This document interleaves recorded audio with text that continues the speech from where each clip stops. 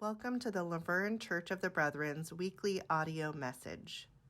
Here at the Laverne Church of the Brethren, we create a Christian community called by Christ to be inclusive, caring, and peace-minded. We affirm that people of any race, ethnic identity, gender identity, sexual orientation, ability, age, economic status, faith tradition, or life situation are welcome in our congregation. We believe in compassionate service, stewardship of creation, respect for diversity, and nonviolent reconciliation for differences among all people, nations, and faith traditions. We claim no creed but the New Testament as exemplified by the life of Christ. We strive to follow the way of Jesus. And through these efforts, we seek to grow ever closer to the mind and heart of God. And now let us ground ourselves as we enter into today's message.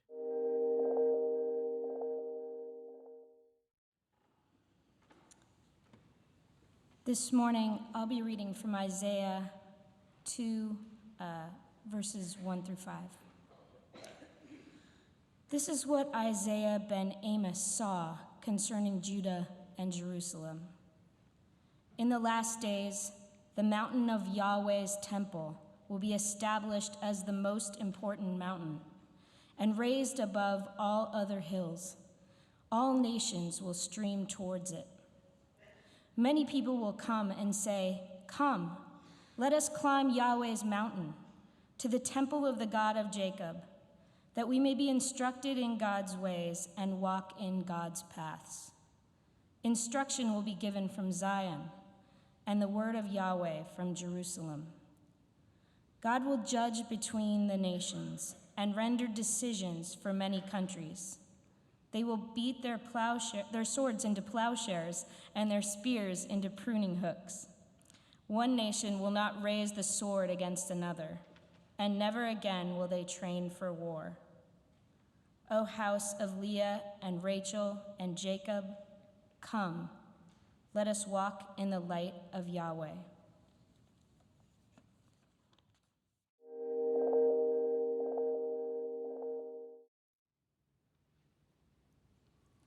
In recent years, I've come to appreciate the interpretation of the inclusive Bible. It uses a language that makes space for understanding God in a broader way, and it invites us into it that I find inviting and intriguing.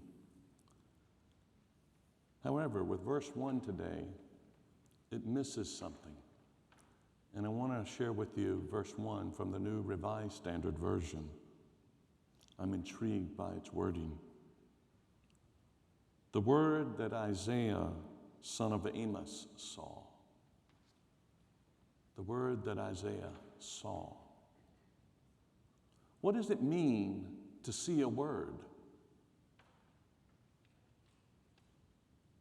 I mean, we're so accustomed to hearing words or seeing words on a page or on the screen. But what Isaiah is speaking about here is more than words inscribed on a scroll. The images of swords into plowshares, spears into pruning hooks, and learning war no more stirs the hopes and longings of people exhausted by the senselessness of war and violence. These word pictures found in chapter 2 come on the heels of chapter 1, in which Isaiah dramatically describes or acknowledges what he's seen and experienced: violence, bribery, unfaithfulness, desolation, trampling of the poor. Such experiences for Isaiah, experiences of many aspects of violence, trample and drown the spirit of hope. But yet, here in these first 5 verses of chapter 2, it feels as though Isaiah has pressed a restart button. Biblical scholar Walter Brueggemann observes, this poem is a word which Isaiah saw. It's an act of imagination that looks beyond present dismay through the eyes of God to see what will be that is yet to be. Against this present shabbiness, Isaiah imagines a majestic future. And hearing these words,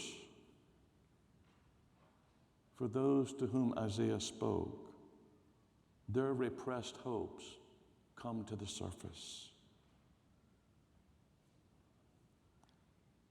In a similar spirit, poet Emily Dickinson describes hope this way. Hope is the thing with feathers that perches in the soul and sings the tune without words and never stops at all. It never stops at all.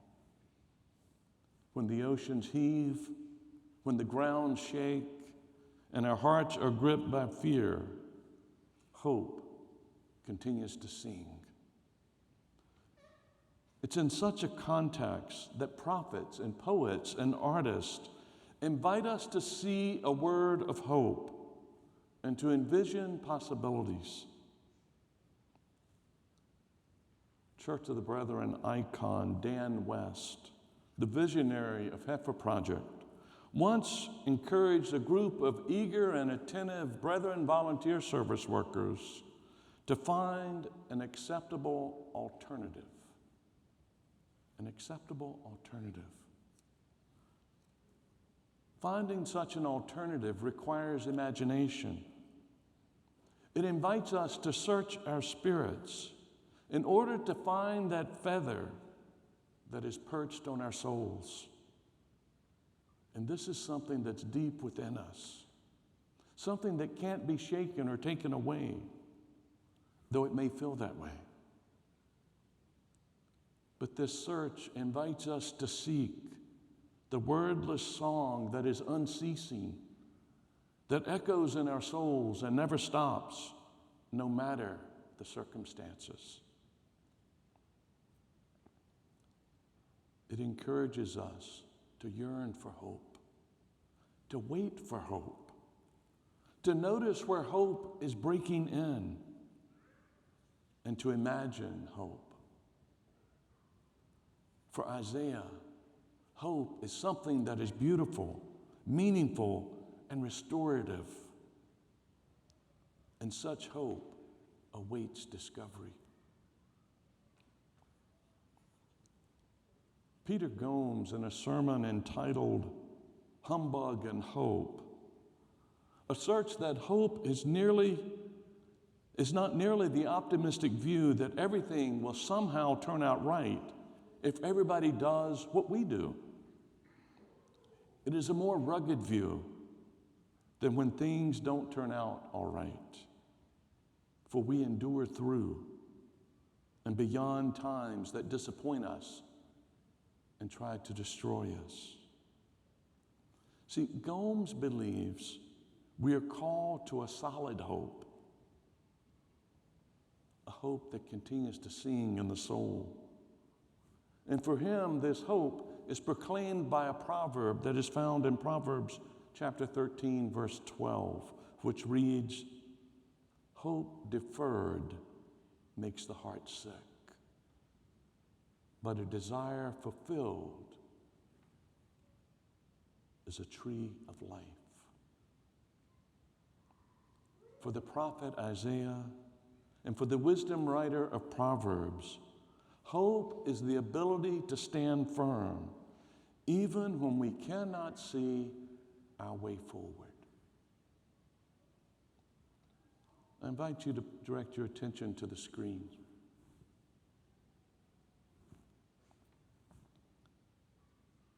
In the 1990s, Mennonite artist Esther and Michael Augsburger, a mother and son duo, created this 16-foot, 4-ton steel sculpture entitled Guns into Plowshares. They welded more than 3,000 handguns that had been collected in a buyback program in the District of Columbia. This structure stood in D.C. from 1997 to 2008. It stood on the Judiciary Square, which is a metro stop that is near city government buildings. And in its location, tens of thousands of people interacted with it, or at least walked by it. In an agreement with the city and the artist, they came up with this agreement about the sculpture, is that it can be appreciated by passerbyers and visitors with dignity and honor, and that it's a symbol of peace and a memorial to the victims of gun violence, as well as those who lay down their guns, and that it be used by the district as an educational tool for youth of the city. For the Augsburgers, this sculpture was an expression of the feather of hope that was perched on their souls, that feather of peace and love. In a Christian Century article reflecting upon the significance of this sculpture, Peter Marty notes that this simple plow announces a prophetic hope, the long-standing hope for the day when God will get God's way, a way that will be greater than one governed by judges, bailiffs, and parole officers. In God's society, gunpowder will become the grain to feed the hungry. And nations will be infected with love for each other. And armies will develop amnesia and forget how to fight. Augsburger understood the challenge of creating an object intended to persuade people to stop killing one another. She wasn't naive. They understood the difficulty of that. For a while, this installation was visited by gang members from D.C., and they gathered to talk about the possibility of peace and finding peace for the streets of D.C. But soon they walked away because they were unable to let go of grudges. Grudges got in the way of hope and peace. And I'm wondering, what gets in the way of our hope and our peace? Is it impatience, waiting for this vision to come true? Is it weariness? Maybe it's despair. What gets in the way of such hope for us that can transform us? But despite these disappointments and struggles, Isaiah's vision continues to linger.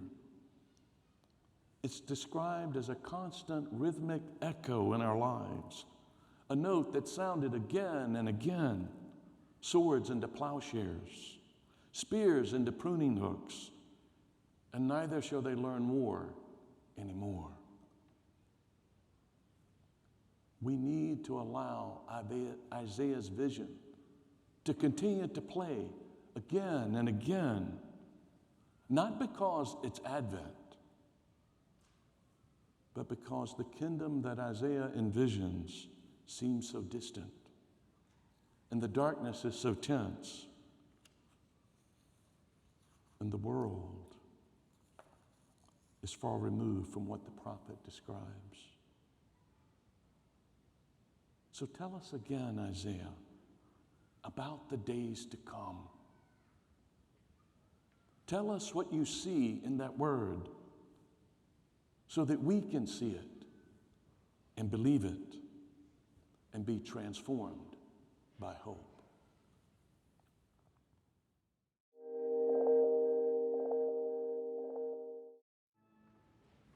I invite you to close your eyes for a moment. It came upon a midnight clear, that glorious song of old, from angels bending 'neath the earth to touch their hearts of gold. Peace on the earth, goodwill to all. Can you see it? That feather of hope perched in your soul? Allow its song to lead you and guide you into a new day. Amen. We're so glad that you listened to the message today. If you're looking for an open and affirming, peace-loving, and justice-seeking congregation, consider visiting us for in-person worship on Sundays at 9:30 a.m. We'd love to meet you.